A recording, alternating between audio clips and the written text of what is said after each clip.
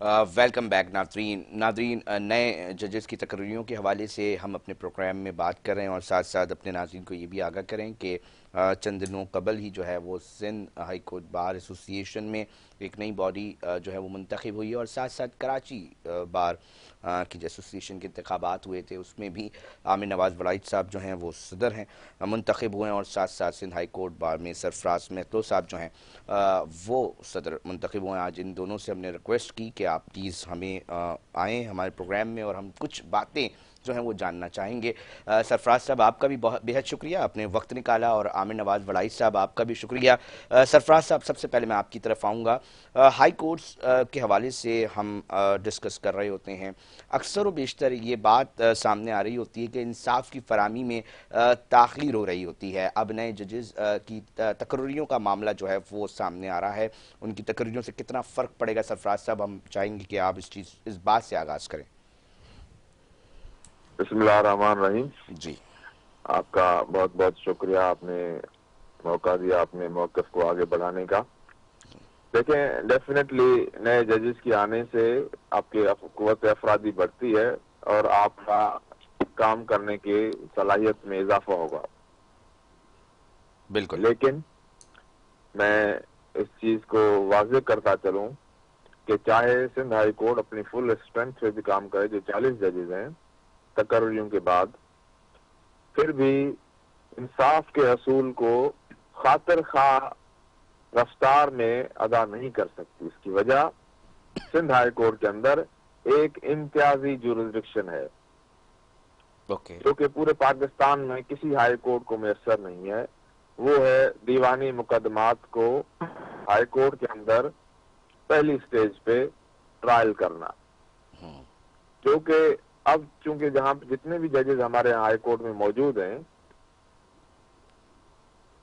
ان میں کثیر تعداد ایسی ہے جنہوں نے ساری زندگی ہائی کورٹ کے اندر پریکٹس کی ہے اور اسی طرح سے ٹرائل کا ایکسپیرینس نہیں رکھتے۔ اچھا سرفراز صاحب، ہم تھوڑا سا یہ بھی جاننا چاہیں گے کہ وکلا برادری کے لیے آپ لوگ کیا انیشیٹیوز لے رہے ہیں آگے جا کے، کیونکہ ایکسپیکٹیشنز ہوتی ہیں باڈیز سے، وکلا برادری کے بھی اپنے مسائل ہیں، اور پھر ساتھ ساتھ عوامی سطح پر جو لوگ کورٹس کے اندر آتے ہیں ان کو بھی بہت سارے مسائل کا سامنا کرنا پڑ رہا ہوتا ہے۔ اس حوالے سے آپ کے فردر پلانز کیا ہیں؟ ہم چاہیں گے ہمارے ناظرین سے شیئر کیجیے۔ سندھ ہائی کورٹ بار ایسوسی ایشن ایک فلاحی انجمن ہے جو وکلاء کے لیے اور عوام الناس کے لیے مسلسل کوشاں رہتی ہے کہ ان کے حق میں کوئی کام کرے۔ اسی اسنا میں میرا ایک ٹرپل ایچ منصوبہ ہے جس میں ہاؤسنگ، ہاسپٹل اور ہاسٹل ہے وکلاء برادری کے لیے۔ واو، ایک ہاؤسنگ اسکیم جس میں کم و بیش 8,400 رہائشی مکانوں کے پلاٹس ہوں گے وکلاء برادری کے لیے، اور ان کے لیے ایک ڈیڈیکیٹڈ ہاسپٹل ہوگی جو کہ وکلاء اور ان کے فیملیز کا فری علاج کرے گی۔ ایک ہاسٹل ہوگی کہ پورے پاکستان سے آنے والے وکلاء کو کراچی کے اندر رہائش کا، عارضی سر بڑا رہائش کا زبردست کوئی پلان آپ مسئلہ نہ شیئر ہو۔ کر رہے ہیں۔ اس کی یہ ابھی خواب ہے یا اس کی تعبیر جو ہے وہ بن چکی ہے؟ آگے عملی طور پہ اس میں کہاں تک کام شروع ہو چکا ہے؟ دیکھیں، ہر جو بھی حقیقت ہے وہ پہلے خیال میں آتی ہے۔ یہ بالکل پچھلے سال میرے مینیفیسٹو کا حصہ تھا، اور اسی مینیفیسٹو کے حصول کے لیے ہم نے سندھ گورنمنٹ سے رابطے بڑھائے۔ 400 ایکڑ زمین دے مٹھن کے اندر تحصیل بلدیہ ڈسٹرکٹ کیماڑی کے اندر ہمارے سندھ ہائی کورٹ بار ایسوسی ایشن کے ہاؤسنگ سوسائٹی کے لیے ایئر مارک ہو چکی ہے۔ اوکے، اس کی ویلیوشن کمیٹی نے قیمت کا تعین کر دیا ہے۔ چیف منسٹر نے سمری اس کی اپنے حد تک منظور کر کے کیبنٹ کے فائنل اپروول کے لیے رکھی ہوئی ہے۔ اب جیسے ہی انشاءاللہ تعالی کیبنٹ کی میٹنگ ہوگی تو ہم پر امید ہیں کہ وہ سمری ہماری فائنلی اپروو ہوگی اور ہمارے علاقے میں نوٹیفیکیشن شروع ہو جائے سرفراز گا۔ صاحب کتنے پلاٹس ہوں گے، کتنے وکلا، اور کرائیٹیریا کیا رکھا گیا ہے آپ لوگوں کی جانب سے؟ تمام وکلاء جو سندھ ہائی کورٹ بار ایسوسی ایشن کراچی کے ممبران ہیں ان سب کو اس کا حقدار بنایا گیا ہے، اور 8,400 کے قریب اس میں سے پلاٹس نکل سکتے ہیں 125 گز کے۔ اوکے، زبردست۔ سرفراز صاحب لائن پہ رہیے گا۔ عامر نواز وڑائچ صاحب ہیں، صدر کراچی بار ایسوسی ایشن، جو ہیں وہ منتخب ہوئے ہیں ایک بار پھر۔ عامر نواز وڑائی صاحب، ہم آپ سے بھی جاننا چاہیں گے، آپ کو ویسے بھی ہم کوارڈینیشن میں رکھتے ہیں اور کوشش کرتے ہیں آپ کا اوپینین اپنے پروگرام میں ناظرین تک پہنچائیں، آپ کے کیا پلانز ہیں؟ اور بالخصوص جو لوئر کورٹس ہوتی ہیں اس کے اندر بہت سارے مسائل کا عوام کو سامنا کرنا پڑ رہا ہوتا ہے، اس حوالے سے کیا اقدامات اٹھانے جا رہے ہیں؟ دیکھیں، اس ٹائم پہ جو ہمارا بیسک ایشو ہے وہ ہمارے وکلا کا ریلیونٹ ٹو دی ان کی جو فائنینشیل ایشو ہے، کیونکہ ڈسٹرکٹ کورٹس میں جو کافی وکلا ایسے ہیں جن کو کیسز اس حساب سے نہیں ملتے جس سے ان کی فائنینشیل نیڈ پوری ہو سکے۔ اس کے لیے ہم ریٹینرشپ وغیرہ پہ فوکس کریں گے۔ میری کوشش ہے، کیونکہ ہمارے پاس ینگ وکلا کی ایک بہت بڑی تعداد ہے، تو انشاءاللہ تعالی اللہ سے بھی امید ہے کہ ہم اس پہ میکسیمم اپنا دے کے جہاں پہ بھی ہم اپنے ینگ وکلا کو ایڈجسٹ کر سکتے ہوئے ہم ایڈجسٹ کریں گے اس میں۔ یہ ان کے جو فائنینشیل ہے۔ پھر اس کے بعد ان کے لیے کراچی بار ایسوسی ایشن نے بھی اس سال جب میں پریزیڈنٹ کا ہماری ایفرٹ سے 200 ایکڑ زمین لی ہے گورنمنٹ آف سندھ سے، اور اس میں ہم کوشش کریں گے کہ جو وکلا ہے ان کی سوسائٹی کو بنایا جائے اور ان کے وہاں پر ایڈجسٹ کیا جائے۔ پھر جہاں تک ہاسپٹل سے ریلیونٹ ہے، اس ہاسپٹل پہ جو ہے ورک ہو رہا ہے ڈفرینٹ اینگلز میں، اور میری ایک ہاسپٹل سے، ایک اچھے ہاسپٹل سے بھی بات بھی چل رہی ہے۔ ہو سکتا ہے ایک لسٹن سائڈ ہے تو اس میں وہ 50% یا اس سے بھی تھوڑا زیادہ جو ہے وہ وکلا کو ڈسکاؤنٹ دیں ٹریٹمنٹ پہ۔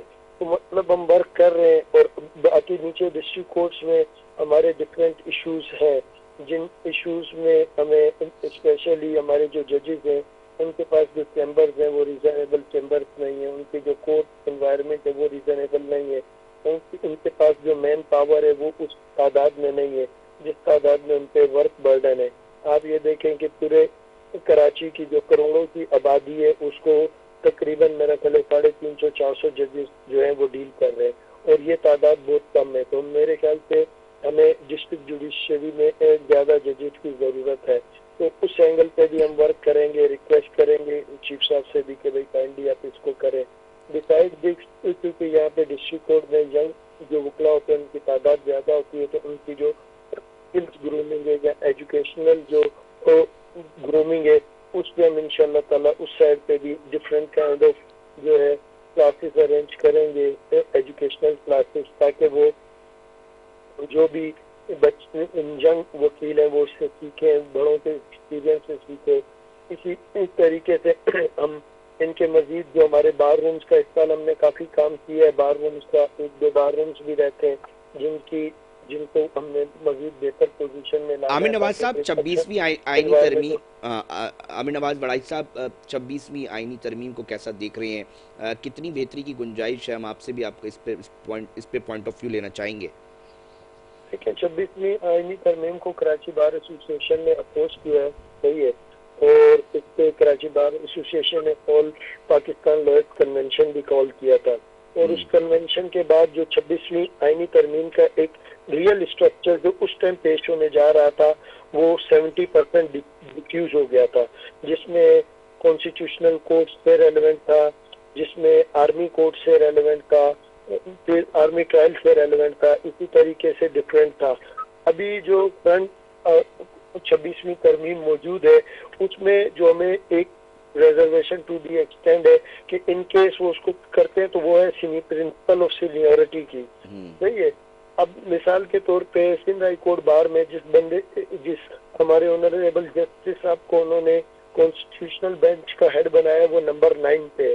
اب نمبر 9 کا مطلب یہ ہے کہ شروع کے 8 ججز کو آپ نے ریجیکٹ کیا، تو اس طریقے سے یہ جو چیزیں ہو رہی ہیں اس سے یہ ہوگا کہ جو ججز ہیں ان کا بھی کانفیڈنس جو ہے وہ بھی ڈی مورلائزڈ ہوں گے، پھر ایک عام تاثر اچھا نہیں جائے گا انڈیپینڈنس آف جوڈیشری سے ریلیونٹ۔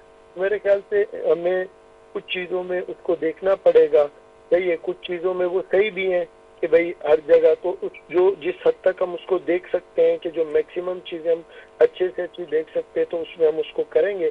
26 جو آئینی ترمیم ہے اس کو کراچی بار اپوز کر رہی ہے، وہ کہہ رہی ہے کہ یہ ترمیم جو ہے یہ جوڈیشری کی انڈیپینڈنس پہ جو ہے وہ افیکٹ کر رہی ہے۔ बहुत शुक्रिया आमिर नवाज वड़ाई साहब। मैं आखिरी कमेंट सरफराज मेहतलो साहब से लेना चाहूँगा कि सर अपोजिशन की क्या वजह समझते हैं, आप क्या समझते हैं कि 26वीं आईनी तरमीम के बाद एक तो ये मामला है कि ठीक है, एक बड़ा अहम सवाल ये उठ रहा होता है, अक्सर बेशतर हाई अप्स के ऊपर भी ये बात हो रही होती है कि सीनियरिटी के साथ साथ जो है पूरी दुनिया भर में, क्योंकि जजेस का एक अहम रोल होता है, बहुत बड़े बड़े मामलात, माशरे के मामलात उनसे मुंसलिक होते हैं, तो क्रेडिबिलिटी, उसकी इंटीग्रिटी, इन तमाम चीज़ों को भी बहुत ही ज़्यादा फोकस रखा जाए, क्योंकि मुस्तकबिल पूरी रियासत के मामलात एक तरह से हाई कोर्ट्स और अपर कोर्ट्स के अंदर देखे जा रहे होते हैं, मामलात देखे जा रहे होते हैं।